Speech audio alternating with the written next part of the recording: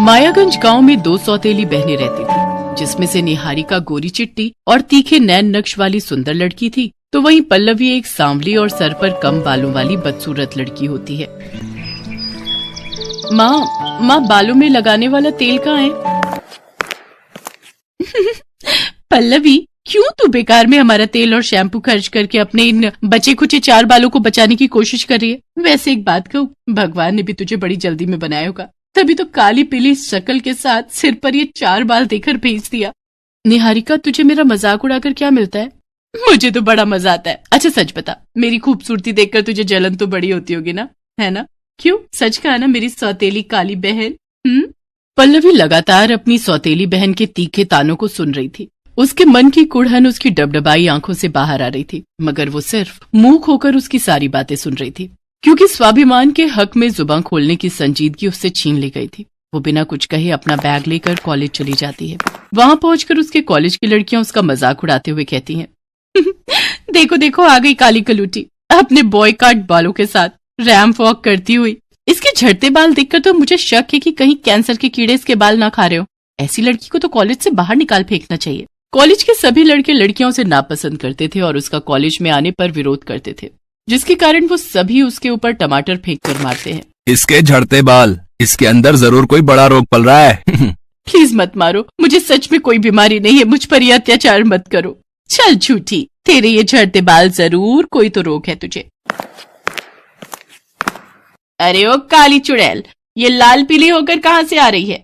तभी निहारिका भी कॉलेज से घर आ जाती है और कहती है, माँ, मैंने सुना है कि इस काली कलूटी को कैंसर है। कैंसर? मैं तो कहती हूँ माँ, इसे घर से चलता करो, वरना ऐसा ना हो कि इसका कैंसर का रोग हमें लग जाए। नहीं माँ, मुझे मत निकालो, आप लोगों के अलावा मेरा है ही कौन? मैं कहाँ जाऊंगी? कहीं भी जाकर मर, हमें क्या? वैसे भी इस बदसूरत शक्ल से और कम बालों के साथ कौन ब्याह करेगा तुझसे? ताउम्र हमारी छाती पर ही बोझ रहेगी। चल अब निकल यहाँ से। बिल्कुल सही कहा माँ, इसे तो धक्के मारकर बाहर करो। फिर वो दोनों धक्के मारकर बेचारी पल्लवी को निकाल देती हैं। पल्लवी रोती हुई जंगल की ओर चली जाती है। काश कि मैं पैदा होते ही मर जाती। ये काला रंग और कम बाल तो मेरे लिए श्राप बन गए। हर कोई मुझसे नफरत करता है। आज कॉलेज में मुझ पर वार हुआ है। सौतेली माँ ने भी घर से निकाल दिया। कल को समाज वाले भी मेरा बहिष्कार कर देंगे। माँ, तुम कहाँ हो?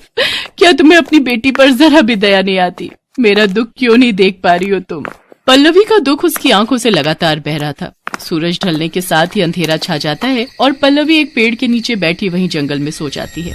तभी वो खुद को ढेर सारे तारों के बीच आसमान में देखती है, जहाँ उसे अपनी मरी हुई माँ आशा नजर आती है। माँ, आप अपनी बेटी को छोड़कर कहाँ चली गई थी? आप नहीं जानती कि वो सौतेली माँ और बहन मुझ पर कितना जुल्म करती है। ये दुनिया बहुत ही मतलबी और स्वार्थी है माँ। मुझे अब एक पल भी यहाँ नहीं रहना। मुझे भी अपने साथ ले चलो। पल्लवी बेटा, मैं तुझे लेने नहीं बल्कि इस ओछेपन को मिटाने आई हूँ जिसने तेरे इस मन को घेर रखा है।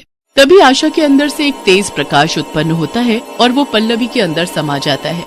उस तेज प्रकाश के पल्लवी में समाते ही उसके सिर पर लंबे घने रेशमी बाल आ जाते हैं, साथ ही उसका रंग गोरा हो जाता है। अपने इस नए रूप में पल्लवी बेहद खूबसूरत लग रही थी। तभी आशा कहती है, पल्लवी, ये लंबे बाल अब तुम्हारा स्वाभिमान और श्रृंगार है, और अब जब कभी भी तुम इनसे मदद मांगोगी तो ये बढ़ चढ़कर तुम्हारी मदद करेंगे। अरे वाह, मेरे बाल तो सचमुच के लंबे बाल हो गए हैं और मेरा रंग भी गोरा हो गया। अब तो मुझे वापस अपने घर जाना चाहिए।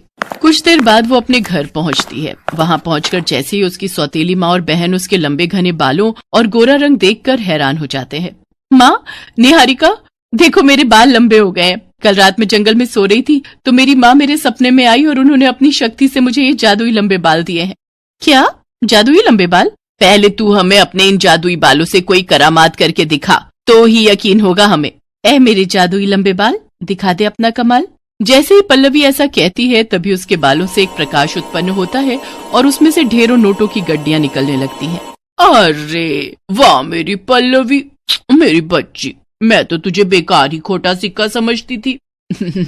लेकिन तू तो खजाना निकली। मेरी बच्ची इन बालों के साथ और गोरे रंग के साथ कितनी खूबसूरत लग रही है। नजर ना लगे मेरी लाडो को किसी की। बेटा, जो भी हुआ उसे भूल जा। देख, परिवार में तो ये सब चलता ही रहता है। अब तो तू यहीं रहेगी हमारी। जादुई लंबे बालों के कारण अब पल्लवी को वो सभी सुख मिलने लगे जिसकी उसने मात्र कल्पना की थी। अब तो वो अपनी सौतेली माँ की चहेती बन चुकी थी। एक रोज जब पल्लवी अपनी माँ के साथ मंदिर से लौट रही थी तो उसको एक औरत मिली जिसे कोढ़ था। कोई मेरी मदद करो। क्या हुआ माँ जी, क्या परेशानी है आपको?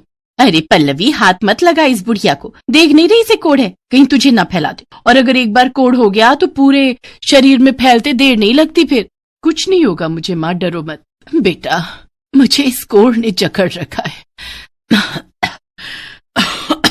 मैं हर रोज इससे सड़ कर मर रही हूँ। मुझे इस रोग से मुक्ति दिला दे और एक नया जीवन दे दे।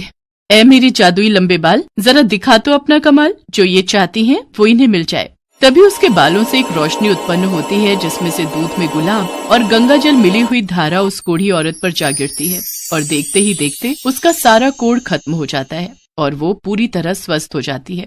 तुम्हारा बहुत बहुत शुक्रिया बेटा, आज तेरी वजह से मुझे नया जीवन मिला है।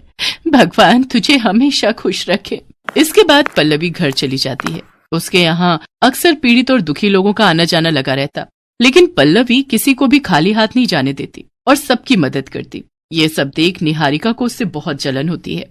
ये कल की काली कलूटी आज कितनी फेमस हो गई है। जब से इसके लंबे लंबे बाल के आए हैं इस महारानी के तो ठाठ ही बदल गए। लेकिन आज रात में इसके इन लंबे बालों को काट ही दूंगी, तभी इसकी सारी हेकड़ी खत्म होगी। रात को जब पल्लवी अपने कमरे में सो रही होती है तो निहारिका कैंची लेकर उसके बालों को काटने के लिए आती है, लेकिन जैसे ही वो उसके बालों को छूती है तो कैंची उल्टा उसी के बालों को काट देती है और वो पूरी तरह गंजी हो जाती है, जिसे देखकर वो चिल्लाते हुए कहती है, मेरे बाल, ये क्या हो गया मेरे साथ, मैं तो गंजी हो गई।